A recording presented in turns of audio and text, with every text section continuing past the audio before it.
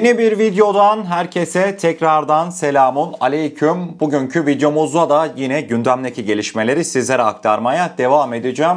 Kıymetli dostlar, bugünkü ilk konu başlığımızda hep birlikte bir Rusya'ya gideceğiz. Rusya'nın eski savunma bakanı, şimdiki Rusya Güvenlik Sekreteri Sergey Shoigu'dan önemli açıklamalar geldi. Sergey Shoigu, Ukrayna'nın geçtiğimiz dönemlerde yapmış olduğu Kursk saldırılarının hemen öncesinde Türkiye'nin önemli bir barış anlaşması önerdiğini hem Ukrayna hem Rus tarafına, fakat Ukraynalılar tarafından bu önerinin reddedildiğini belirtti. İsterseniz detaylar bir karşımıza gelsin.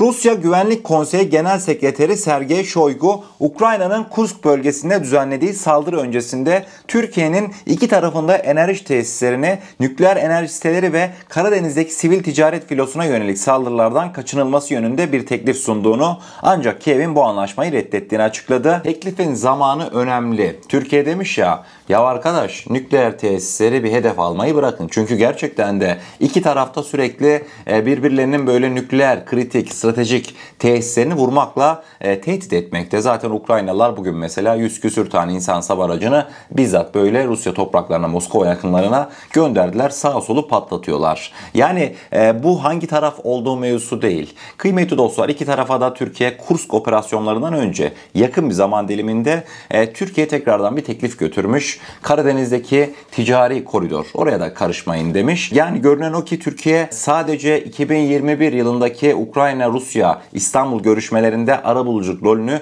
yapmakla kalmamış. Halen yakın süre içerisinde bile yine arabulucu pozisyonunu devam ettiriyor. Bu olay Türkiye'nin halen arabulucu rolü olduğunun da en büyük kanıtıydı. Hemen devamında şuraya da geleceğim.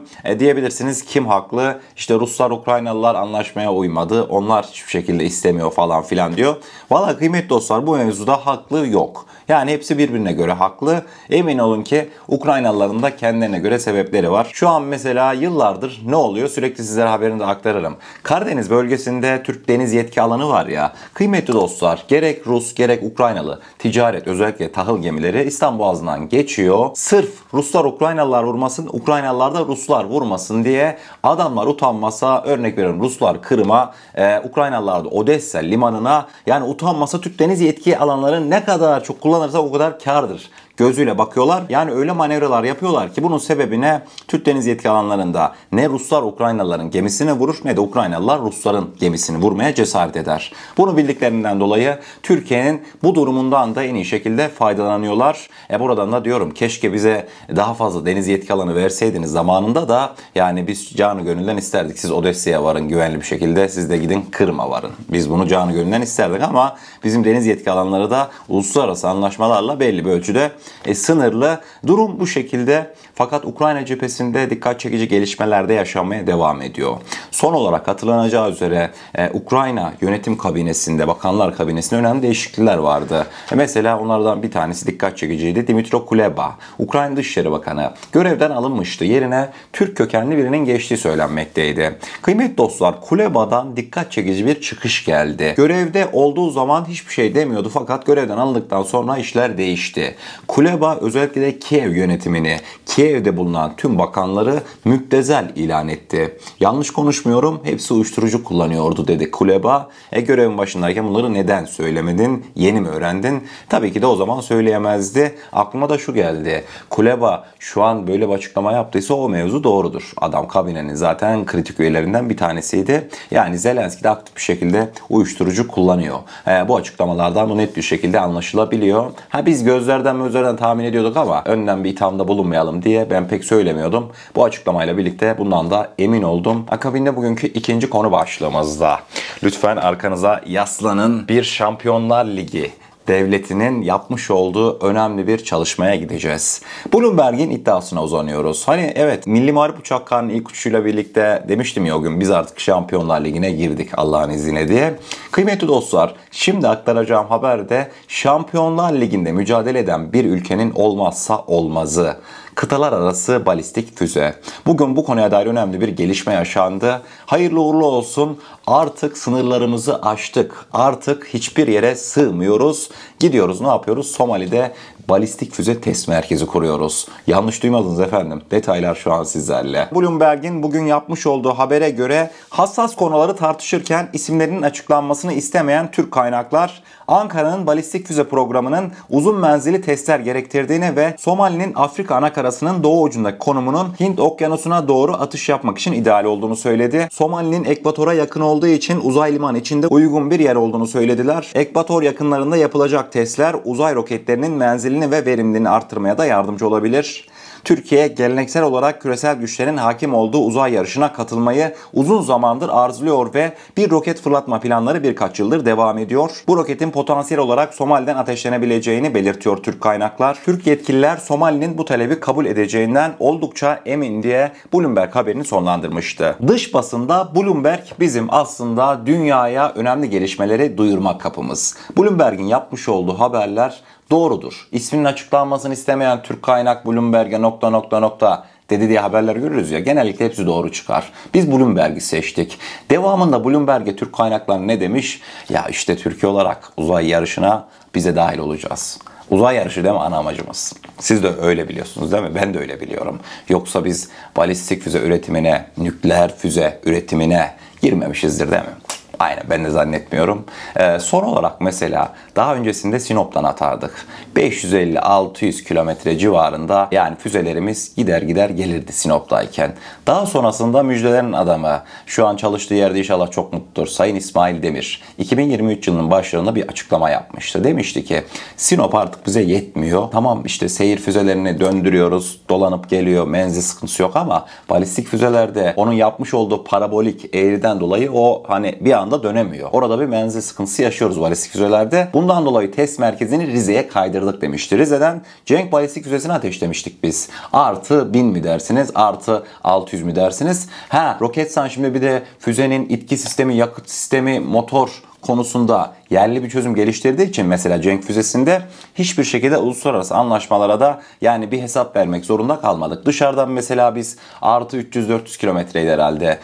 Onu aşan menzilde bir füze geliştiriyorsak ve dışarıdan önemli kritik parça alıyorsak dünyada bununla ilgilenen bir kuruluş var. Ona hesap veriyoruz. Nerede kullanacaksın, ne yapacaksın? Roketin tüm baba bileşenlerini kendimiz yaptığımız için hesabı da vermemiştik. Yani kıymetli dostlar, hayırlı uğurlu olsun. Türkiye'nin tırnak içerisinde uzay çalışmaları için artı 1000 kilometre menzilli belki de kıtalar arası balistik füze test merkezi yakın zamanda Somali'de kurulacak. Bu konuya dair adımlar atılmış. Hayırlı uğurlu olsun. Dediğim gibi Şampiyonlar Ligi üyesine de ancak böyle bir gelişme yakışırdı. İnşallah bir sonraki Şampiyonlar Ligi grup maçımız uçak gemimizde. Oradan da başarılı ayrılırsak 3'te 3 yapacağız ve grup mücadelelerine devam edeceğiz. Daha bu işin tabii çeyrek finali, yarı final, finali var Allah izin verirse. Akabinde bugünkü 3. konu başlığımızda sosyal medya haberlerimize gelmiş oluyoruz.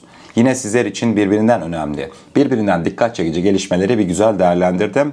Detaylar bir karşımıza gelsin. Bugünkü sosyal medya haberlerimizde ilk olarak bir hep birlikte Arap basının önemli iddiasına gideceğiz. Hatırlanacağı üzere kıymetli dostlar, Türkiye uzun bir aradan sonra Arap Ligi konferansına davet edilmişti. Kıymetli dostlar, El Haddad Arap basınından onun iddiasına göre Dışişleri Bakanımız Hakan Fidan'ın bugün öğle saatlerinde Arap Ligi konferansında açıklamalarda bulunduğu sırada Suriye heyeti toplantı salonunu terk etmiş. Önemli bir iddiaydı fakat resmi kaynaklardan bu konuya ilişkin bir açıklama gelmedi. Eğer ki böyleyse Türkiye-Suriye normalleşme sürecine bu gelişme ağır bir darbe vurdu demektir. Aramızda çok uzun mesafeler olmasına rağmen gerçekten de ciddi manada gönül bağımızın olduğu ülkeye gideceğiz. Özellikle de Filistin mevzusundan sonra artık iyice kalbimizin baş köşesinde yer edinmiş bir ülkeye uzanıyoruz. Siz aslında dediğim ülkeyi bildiniz ama İspanya'ya gideceğiz. Kıymetli dostlar, İspanya yine adamlığını yaptı. NATO kapsamında Türk hava sahasının savunulması için yıllardır İncirlik Hava Üssü Adana'da konuşlu bulunan İspanyol Patriot Bataryası'nda görevli askerleri şu an görmektesiniz.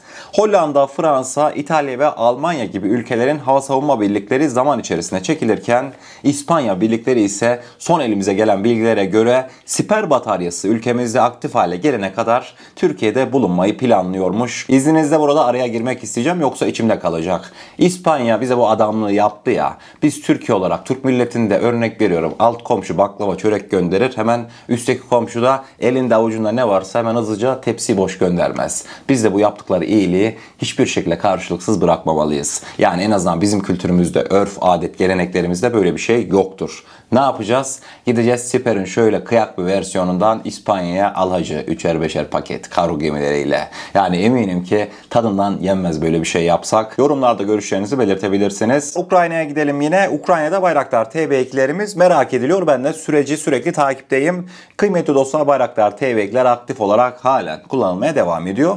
Son olarak da dün Ukrayna Askeri İstihbarat Şefi Kylo Budanov yapmış olduğu açıklamada dedi ki özellikle savaşın başlangıcında Bayraktar TB2'ler olağanüstü sonuçlar elde etti. Karadeniz üzerinde ve başka yerlerde hala kullanmaya devam ediyoruz. Ukraynalı Bayraktar TB2 operatörleri silahlı insan hava aracının elektronik harp kabiliyetlerine özellikle dikkat çekiyor diye Budanov önemli bir açıklama yapmıştı. Yemen'e gideceğiz. Yemen'deki İran destekli Husilerin askeri sözcüsü Yahya Sareh son yapmış olduğu açıklamasında dedi ki Yemen'in kuzeyindeki Saada vilayetinde ABD'ye ait 9. MQ-9 Reaper insan hava aracını düşürdüğünü açıklamışlardı. Yunanistan silahlanmaya yönelik yatırımların önemli bir kısmını Türkiye yüzünden yaptığını açıkladı. Bizzat birinci kaynak yaptı bu açıklamayı. Kıymetli dostlar, Mitsotakis son yapmış olduğu açıklamasına dedi ki eğer Türkiye ile önümüzdeki birkaç veyahut da 10 yıl için sorunlarımızı çözmüş olsaydık silahlı kuvvetlerimizin caydırıcı gücünü artırmak için yaptığımız yatırımların önemli bir kısmına ihtiyaç duymazdık diye açıklamalarını sonlandırdı. Ne demiş? Caydırıcı gücünü artırmak için. Aman ne caydık. Çok caydık değil mi Türkiye olarak yani. Yunanistan'ın şu 3-5 sene içerisinde atmış olduğu adımlar bizi ne caydırdı ya. Gerçekten de Mitsotakis başarılı. Ondan Yunan dış politikası bir aydır hezimetlerde, yerlerde sürünüyor değil mi? Mevzuları biliyorsunuz zaten. Son olarak da bir önceki habere dair bir yorum yapacağım. Hani dedim ya Yemenli Husiler 9. ABD İHA'sını düşürdü diye. O haberi bilerek sizlere gösterdim. Niye gösterdim? Geçtiğimiz haftalarda Aksungur'umuz oldu düştü. Kabul edelim. Belli bir kesim şey demişti. Ya Irak düşürdü. Hesap sormayacağız mı? Hadi savaş açalım. Hadi gitsin ortalık yangın yeri olsun. Şimdi şunu diyeceğim kıymetli dostlar. Ne oldu? ABD'nin 9. kez aynı tipte insan hava aracı düşürülmüş. Hem de Husiler tarafından. Neden Yemen'e bir savaş açmıyor ABD? Bu soruyu lütfen bir cevaplayın. O devletler arası politika öyle olmuyor. Kaldı ki zaten bizim Aksungur'un düşürüş sebebi tamamıyla başıbuyruk bir komutandan dolayı. Ama Yemenli Husiler açık açık biz düşürdük diyor. Ona rağmen ABD resmi olarak Yemen'e savaş açıyor mu? Açmıyor. Demek ki neymiş? Sadece düşen Türk insan hava araçlarını görmeyeceksin. Şöyle aşağı kısımlar Orta Doğu'ya bakacaksın. ABD'nin her gün patır patır türlü türlü insan hava aracı düşüyor. MQ-9 Reaper'lar da zaten milyon dolarlık insan hava aracı. Yani MQ-9'lar düştükten sonra ABD 300-500 milyon dolar içeriye giriyor. Yani o insan hava aracı düşüyor da sen geliyorsun bizimki düştü diye laf yapıyorsun. Onu da anlamadım. Ondan dolayı o haberi de aktardım. Gereken tepki merak etmeyin. Irak'a zaten veriliyor. Her gün Milli İstihbarat Teşkilatı sahada. Her gün fare avında. Daha ne gibi tepki vereceğiz dedim yani o günde. Zaten biz gereken cevap veriyoruz diye. Merak etmeyin. Biz Irak'taki işimizi hallediyoruz. Üstünde pilot olmadığından dolayı bir tane Aksungur'umuz düşmüş. Düşsün, fabrikası bizde değil mi? Yine aynı mevzuya dönüp dolaşıp geliyoruz kısacası diyorum ve bugünkü videomuzun sonuna gelmiş oluyoruz. Eğer kanalımıza ilk defa gelmekteyseniz kanalımıza abone olarak bizlere destek olabilirsiniz. Videomuzu gerçekten beğenmişseniz aşağıda bulunan beğen butonuna basarsanız bizleri oldukça mutlu edersiniz. Ne diyelim o zaman? Kendinize çok iyi bakın. Allah'a emanet olun. Her şey istediğiniz gibi olsun. Sağlıcakla.